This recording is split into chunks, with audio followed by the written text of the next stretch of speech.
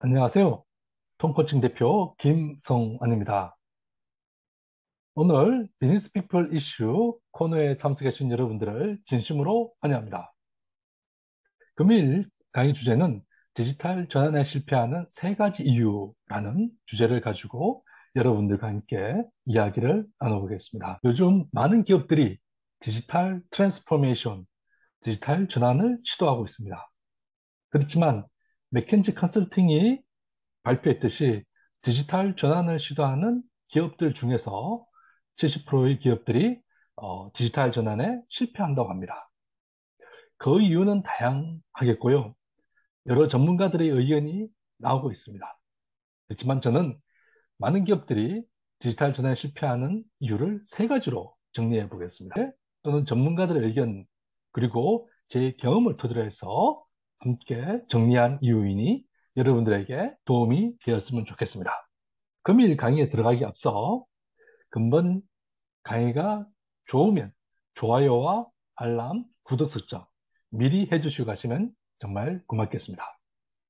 그리고 본 강의에 대한 궁금한 점이나 또는 다른 주제, 질문 사항이 있으시면은 여기 나와 있는 저희 이메일 주소 또는 댓글란에 기록해 주시면은 제가 답변 또는 회신을 드리도록 하겠습니다.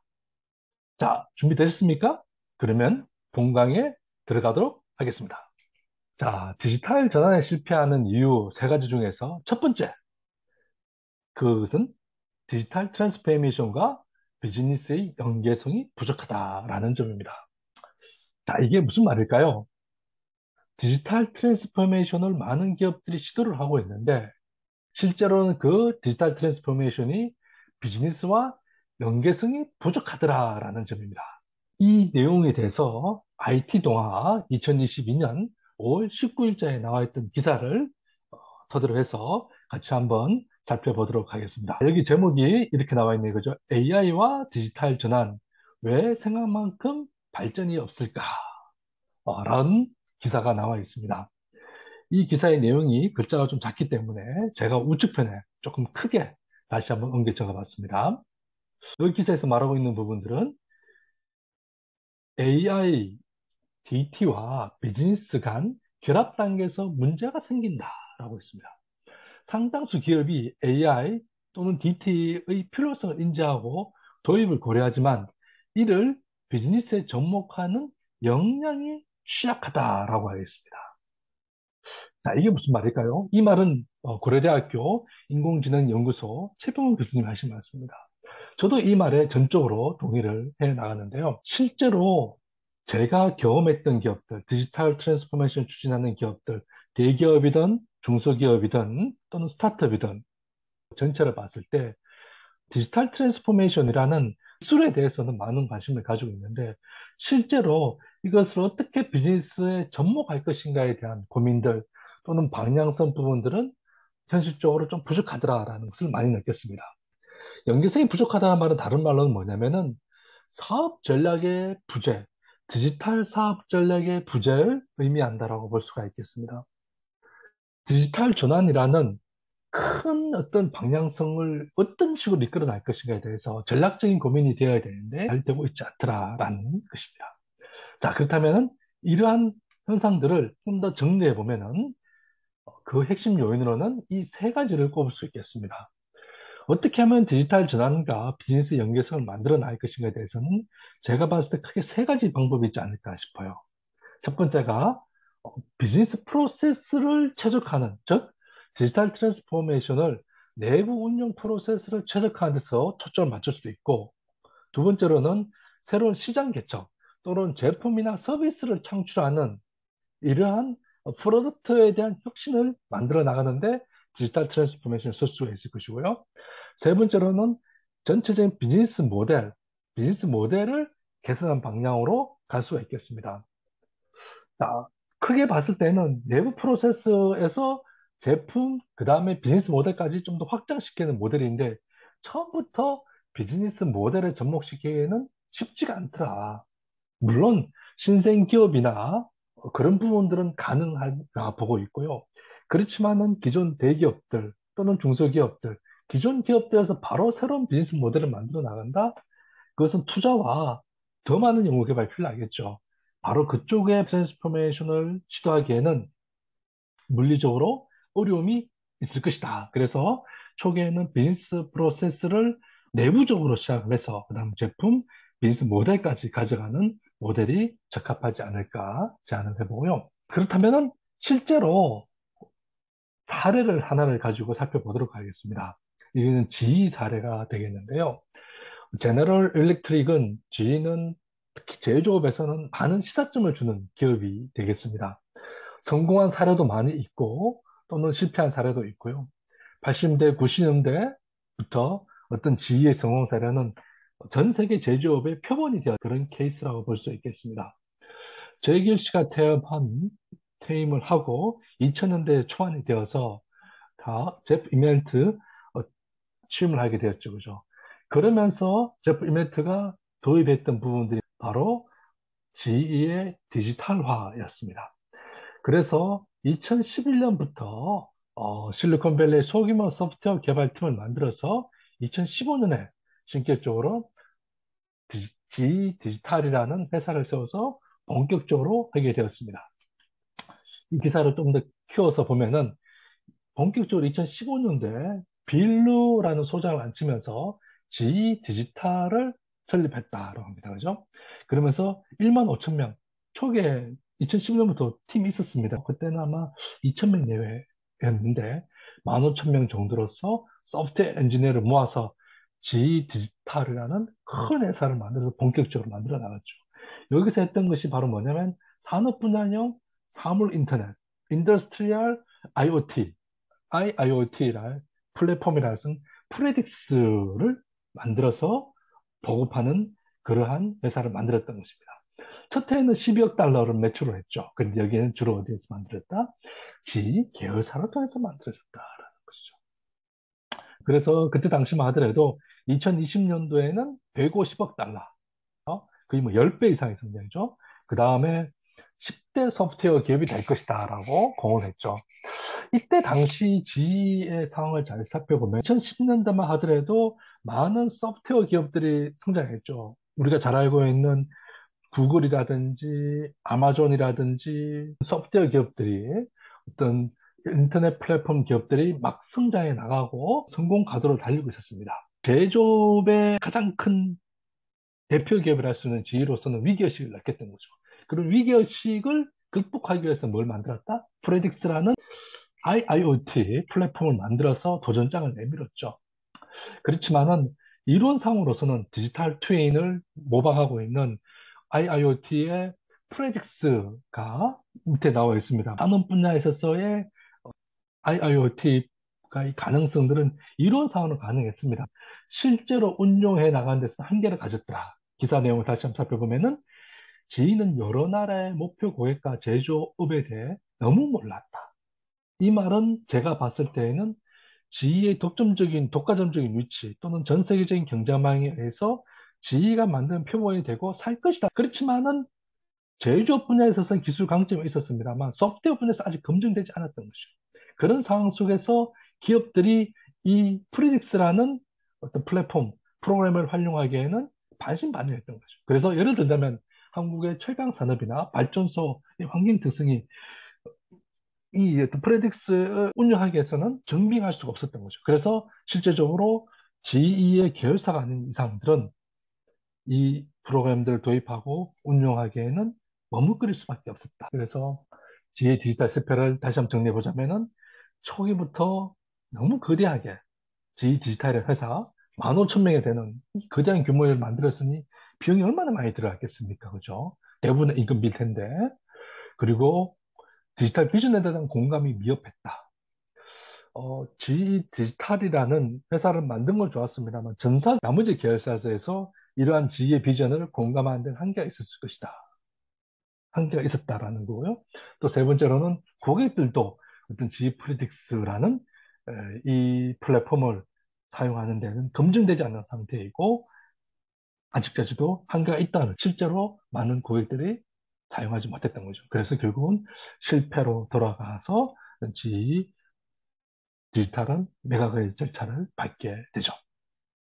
자, 이처럼 첫 번째는 디지털 전환이라는 이러한 플랫폼, 디지털 전환이라는 이런 시도가 실제로 비즈니스 모델 또는 이제 비즈니스 전략과 매칭되지 못함으로 해서 한계를 가져왔다라고 볼 수가 있겠고요. 두 번째는 디지털 전환에 따른 비용 문제이다.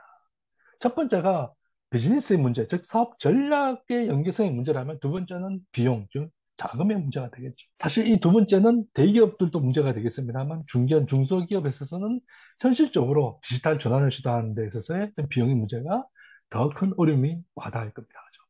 다시 기사 내용을 한번 살펴보면은 결국 비용의 문제다. 체계적인 계획 없이 AR 또는 DT를 도입하면 비용이 예상 범위를 초과할 수 있다. DT를 도입하는 이유는 비즈니스 비용을 낮추면서 고객 가치를 혁신하기 위해서이다. 시간이 지날수록 비용이 늘어나면 고객 가치 혁신은 어려움에 봉착하게 된다. 마찬가지로 고려대학교 최범 교수님의 말씀입니다. 다음, 이러한 비용의 문제를 해결하려면 어떻게 해야 될 것인가? 그래서 제일 중요한 부분들은 자사의 상황에 맞는 디지털 기술, 디지털 트랜스포메이션의 기술들을 개발하고 또는 이제 적용해 나가는 게 필요하겠죠. 그죠? 예를 들면 API라든지 SaaS라든지 자체 기술 개발이라든지 비용이 적게 나가는 것부터 비용이 많이 나가는, 자체 개발하려면 비용이 많이 나가겠죠. 제조업의 대표적이라 할 수 있는 스마트 팩토리를 하기 위해서는 로봇이라든지 여타의 비용들이 엄청나게 많이 들어가는 거죠. 그렇기 때문에 디지털 전환이 생각만큼은 쉽지 않더라. 실제로 디지털 전환에 대해서 우리나라 과학기술정책연구원이 만들어냈던 보고서에 따르면 디지털 전환을 추진하는 장애인이 무엇인가 라고 국내 혁신형 중소기업들한테 물어봤습니다. 물어보니까 크게 첫 번째 나왔던 게 뭐냐면 경영진들의 예산 지원 또는 적극성의 부진. 그렇죠, 그죠? 이 첫 번째가 바로 23.1%가 자금에 대한 문제를 말하고 있고요. 두 번째는 동종업계의 디지털 정보의 부족. 네, 세 번째는 여기 C가 17.1%가 되고 있는 기업 전략 및 수립 역량 부족. 네 번째로는 기업 내 디지털 인재 및 인력 부족. 다섯 번째가 디지털 전환 시스템 및 설비 인프라 부족. 여섯 번째가 기업 내 디지털 전환 기술 역량 부족. 일곱 번째가 외부 자금 지원 부족. 첫 번째도 그렇고 이 예산 지원, 자금에 대한 문제. 현실적으로 대기업도 마찬가지입니다. 대기업들도 로봇이라든지 물류 시스템이라든지 이런 구축하기 위해서는 초기 투자 비용이 많이 들어가는 활동이죠. 그래서 디지털 전환이 경영 혁신 활동 중에서도 상당히 자금이 많이 들어가는 인력과 자원이 많이 들어가는 그런 혁신 툴이라고 볼 수 있습니다. 그렇기 때문에 제가 봐서 디지털 전환을 시도하기도 좀 어려움이 있는 거고 하더라도 성과를 내기에는 그만큼 많은 자금이 들어갔는데 아웃풋을 뽑아내기에는 현실적으로 어려움이 있을 것이다.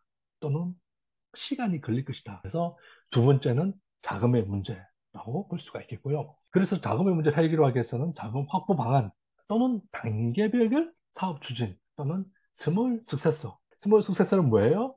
투자만큼 빨리 자금을 회수해서 또 투자 비용을 만들어 나가는 선순환을 만들어 나가는 것이죠. 비용에 대한 계획, 단계적인 초기부터 막 너무 많이 쓰기보다는 단계별로 점점 넓혀 나갈 수 있는 그런 식으로 해서 단계별 시행하고 성과를 만드는 그걸 토대로해서 또 투자를 이렇게 나가는 이런 어떤 선순환의 고리를 만들어 나가는 것이 현실적이지 않나라고 생각됩니다. 자, 세 번째, DT 전환에 실패한 이유는 뭐? 리더십과 일하는 방식의 변화가 부족하더라. 디지털 전환이라는 것은 디지털 기술을 활용해서 사업의 변화 또는 혁신을 추진하는 프로그램이지 않습니까? 그렇다면 사업의 혁신을 가져가기 위해서 하드웨어적인 디지털 기술만을 도입해서 사업을 이끌어 나가는 것이 아니라 이 디지털이 가지고 있는 속성, 혹시 이제 지난 2회 때, 지난 비즈니스 피플 앤 이슈 2회 때 우리가 그때 이제 디지털 수편주 조직 문화를 살펴봤지 않습니까? 그때도 마찬가지로 디지털 전환을 성공하기 위해서는 조직 문화의 변화가 따라야 된다라고 제가 강조를 드렸던 것이죠. 마찬가지로 디지털 전환을 하면서 리더십과 일하는 방식 또는 조직 문화의 변화가 같이 가져가야 되는 거죠. 왜 그러냐? 디지털이라는 이 비트의 세계, 민첩성과 유연성과 또는 서로 상호 연결성이 강화된 이러한 방식의 비즈니스에서 필요한 리더십계라는 방식의 변화가 필요하다. Right Out, Right라는 책에는 지휘의 실패 이유를 크게 네 가지 이렇게 들고 있습니다.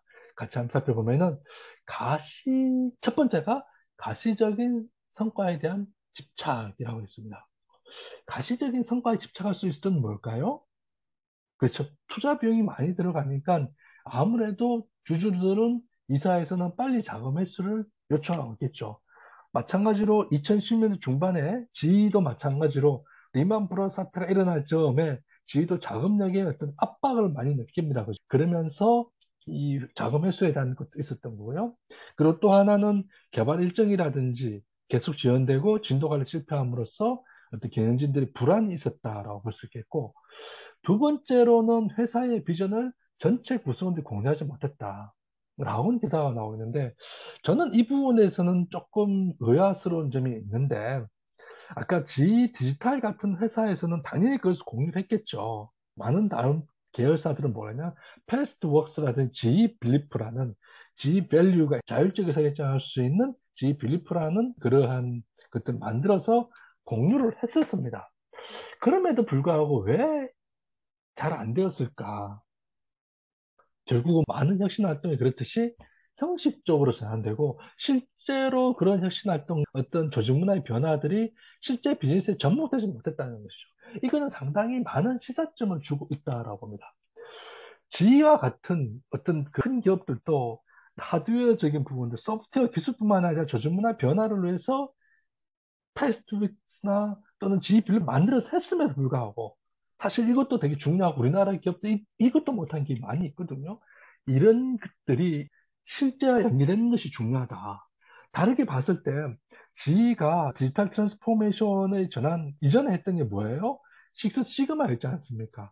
식스 시그마를 전 세계로 전파시켰던 대표 기업이 바로 지휘였던 거죠. 그래서 패스트웍스라는 어떤 소프트웨어 혁신을 하기 위한 프로세스, 그 다음에 의사결정, 자율적 의사결정 또는 조직문화의 변화를 해서 지 빌리프를 만들었음에도 불구하고 이런 것들이 현실적으로는 잘 응용되지 못했다는 것이 참 안타깝고 한계가 있었다는 거죠. 그래서 제가 봤을 때는 지 디지털과 이런 흐름들이 별도로 흘러가면서 잘 연계되지 못했지 않는가. 그만큼 제조업에 있어서의 디지털 혁신은 어려움이 있다. 세 번째로는 뭡니까? 제품. 아까 앞에 살폈던 프레딕스죠, 그죠? 이 디지털 트레이닝에서는 프레딕스라는 이 프로그램이 완벽성이 떨어지더라. 그래서 아무래도 GE가 소프트웨어 회사가 아니고 GE의 소프트웨어 경험이 부족했기 때문에 어떤 한계점들 또는 이제 완성도가 떨어지는 프로그램들이 있겠죠. 그렇기 때문에 첫 번째 살펴봤었듯이 어떤 사람들은 그 신뢰를 하지 않고 GE 프레딕스를 어떤 도입하지 않는 그런 결정적인 계기가 됐지 않나 싶습니다. 당연히 그러다 보니까 초기 들어가는 비용은 많은데 했을 때는 이익이 없기 때문에 주주들은 주가 투자를 망설였던 거죠.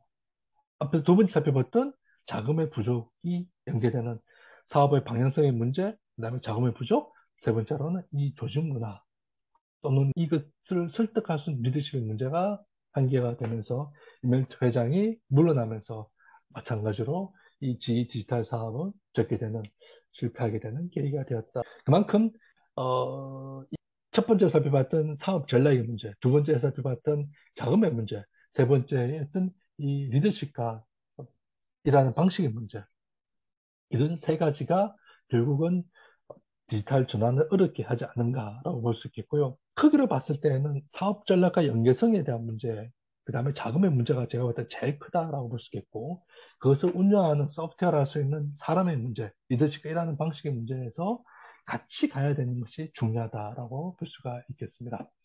리더십의 문제에 마찬가지로 과학기술정책연구원에서 살펴봤던 우리나라 기업들 CEO의 통찰력과 추진력의 문제, 추진 방법에 대한 정보, 그 다음 정부의 지원과 관심, 뭐 이거는 자금에 대한 문제가 되겠죠, 그죠? 정부가 기업에서 관심 기울여준 게 뭐가 있습니까? 자금을 지원해 주는 게 크겠죠, 그죠? 자, 여기서 마찬가지로 결국은 그 사업에 대한 방향, 그 다음에 자금력이 된다는 뭐다?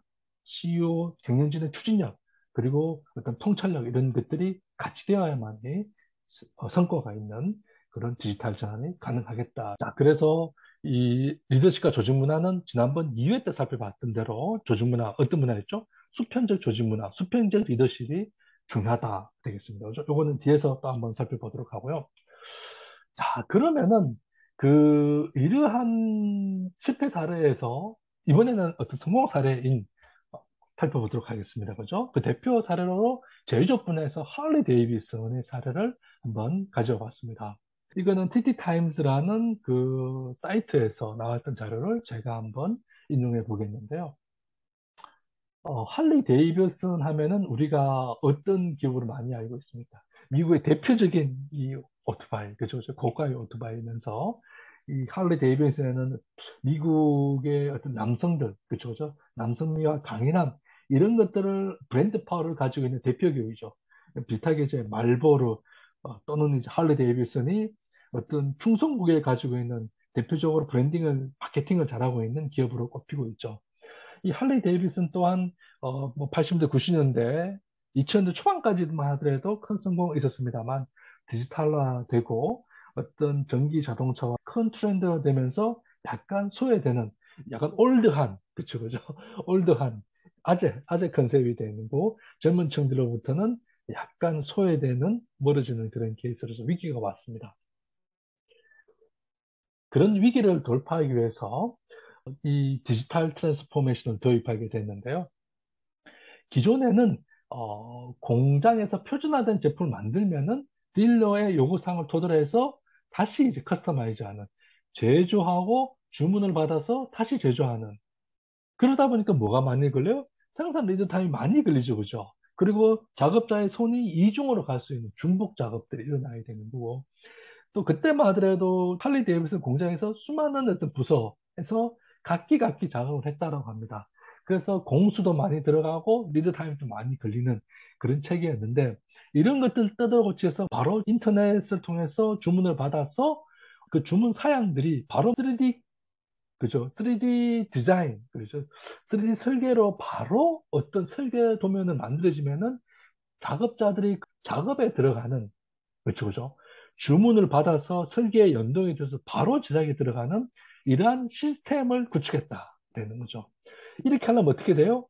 바로 표준화가 될 수 있고 모듈화가 돼야 되겠죠. 어떤 조립 산업의 특성상 이 사양이 엄청나게 많다고 그래요. 뭐 한두 가지 아니면 수백 가지가 된다고 하니까 이제 그런 것들을 바로 뭐다 설계 3D 설계해야 되고 그걸 토대로 제조까지 들어가는 거니까 그러다 보니까 어떻게 되는 거예요? 주문해서 제작하는데 18개월이 걸렸는데 2주만 되더라는 거죠. 그죠? 엄청나지 않습니까? 물론 자동차도 한 18개월 정도 걸린다고 했지만 아마 그런 어떤 중무장대 이 제조업에서는 그만큼 시간이 걸렸고 또 사람들은 18개월 정도를 기다리는 것이죠.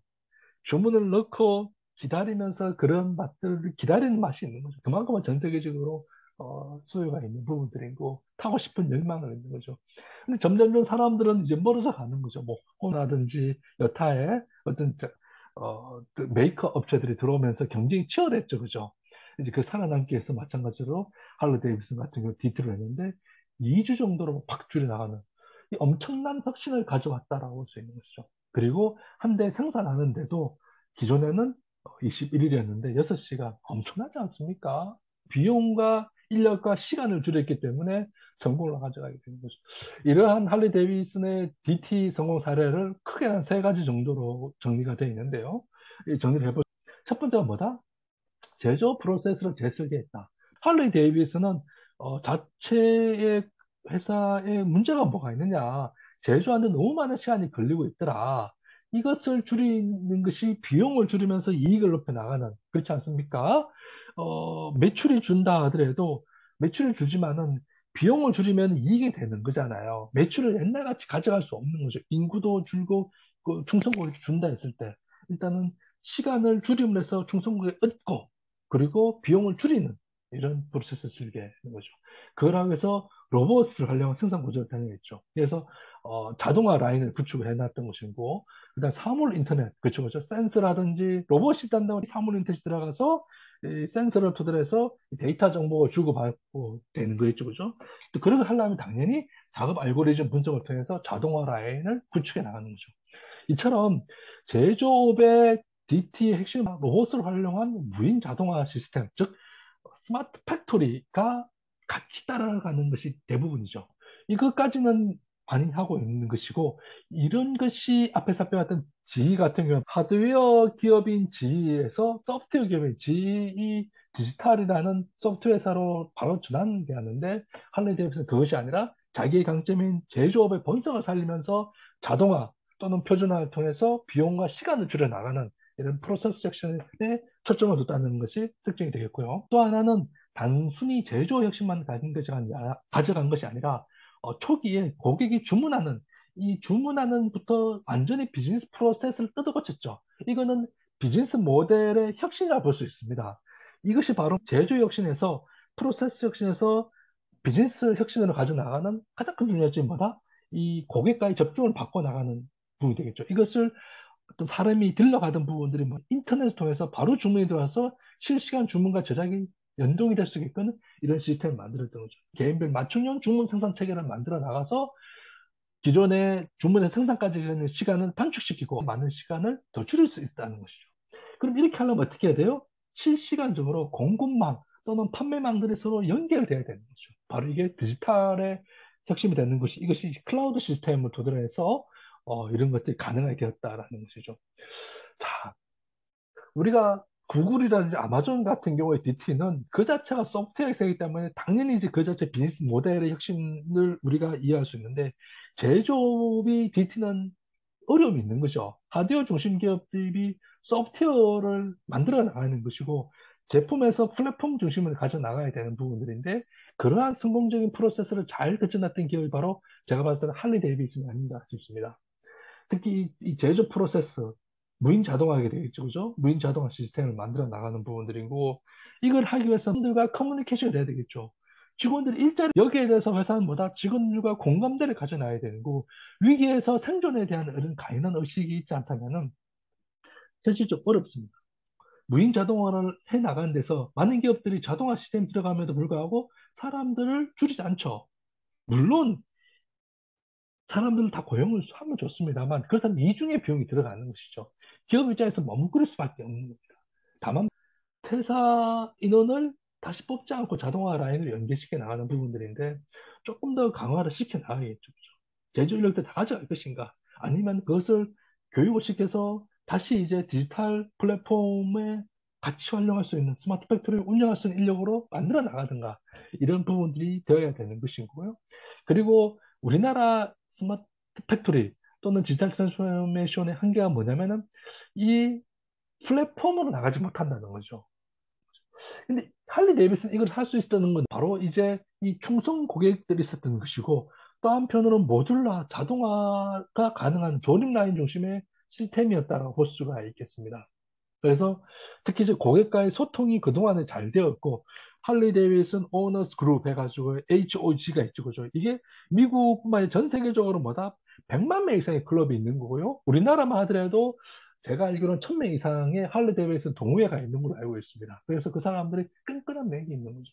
그래서 소통이라든지 주문과 어떤 제작까지 일어나가는 플랫폼 이걸 하기 위해서는 실시간 제조 협업 체계, 공급망 또는 판매망을 만들어가는 클라우드망을 만들어가는 게 중요하다. 그러면은 그 우리가 앞에 살펴봤던 그 G의 사례 또는 할리 데이비슨 사례를 통해서 봤을 때 가장 핵심적인 부분들은 사업에 대한 전략적인 이슈, 그 다음에 자금에 대한 이슈 중요합니다만 결국 이 DT를 만들어가는 사람인 것이죠. 그래서 리더십의 이슈를 했을 때 제가 봤을 때는 이 세 가지 요소가 있을 거다라고 봅니다. 그죠? 첫 번째가 비저닝, 그 다음에 두 번째가 미닝, 세 번째가 커뮤니케이팅입니다. 그죠? 자, 이게 비저닝은 뭐냐면 앞에서 살펴보았던 사업 전략입니다. 그래서 DT를 왜 하는지 구성원들에게 방향성을 제시해 줄 수 있어야 되는 거죠. 사업에 대한 방향.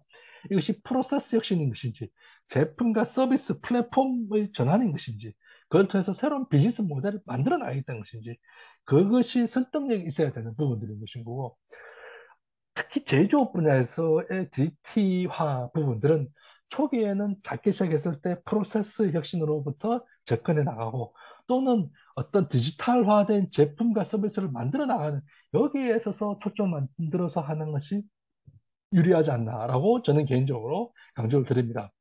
그렇게 했을 때, 왜냐면은 그렇게 했을 때 자기가 하고 있는 익숙한 일들인 거잖아요. 구성원들과 공감대를 형성할 수 있고, 또 그 사람들이 DT에 있어서 소외되는 것이 아니라 주역이 될 수가 있는 것이죠. 그리고 그것이 그런 사업부가 잘 되기에 이를 원하고 있는 것인 거죠. 특히 우리는 내부 간의 벽이 있는 것이죠. DT 사업부를 많이 만들어서 하고 있는데 기존의 사업부는 사업부 간의 경쟁을 하다 보면 디지털 사업부가 잘 되면 우리가 죽는 거죠. 그걸 원치 않는 거예요. 그래서 기존의 사업부와 이게 같이 스며들는 게 낫다. 뭐 팀이 만들어질지 모르겠습니다만은 별도의 사업부보다는 각 사업부에서 디지털화를 잘 진행할 수 있게끔으로 각 사업부가 주도적으로 하는 것이 낫다라는 것이 개인적 의견이 되겠습니다. 많은 회사들이 DT 사업부를 만드는 것도 좋은데 각 사업부가 잘 융합할 수 있는 그런 프로세스와 체계를 만들어내는 것이 중요하다. 두 번째로는 일의 의미입니다. 이게 이제 디지털 리더십에서 봐야 되는데 요 일의 의미는 디지털 일의 의미라고도 볼 수가 있겠습니다. 사람들이 디지털화가 되면은 불안하죠. 그래서 직업의 안정성에 대해서 사람들이 많이 불안을 느낍니다. 그렇다 해서 디지털화 됨에도 모든 고용을 완전히 같이 가져가겠다라고 선언적으로 저는 하는 것은 리스크할 수가 있는 거죠. 반대로. 왜? DT화 된다 했을 때 모든 인력을 다 가져간다라는 것은 말이 안 되죠. 다만 디지털 전환함에 따라서 역량을 개발해 나가야 되겠죠. 그렇게 해서 그것이 같이 개인들도 노력을 하고 회사도 노력을 같이 해야 된다라고 메시지를 줘야 되는 거죠. 그러면서 어떤 디지털에서의 일의 의미가 달라지고 있다. 여기서 일의 의미는 뭐냐면은 디지털화가 되면서 민첩화되고 유연하고 어떤 빠른 기술의 변화에 대해서 본인들도 노력을 해야 된다라는 그렇죠. 하다못해 코딩 공부도 같이 해 나가는 그리고 디지털화에 대한 의미를 같이 가져 나가야 된다 해서 디지털의 의미, 그 가치를 같이 배워 나가는 거죠. 지희가 했던 대로 지희 빌리프라는 부분들 디지털화되면서 개인이 어떻게 바뀌어야 될 것인가를 같이 만들어 나가는 것. 그러면서 같이 이제 집단지성이 되겠죠. 그죠?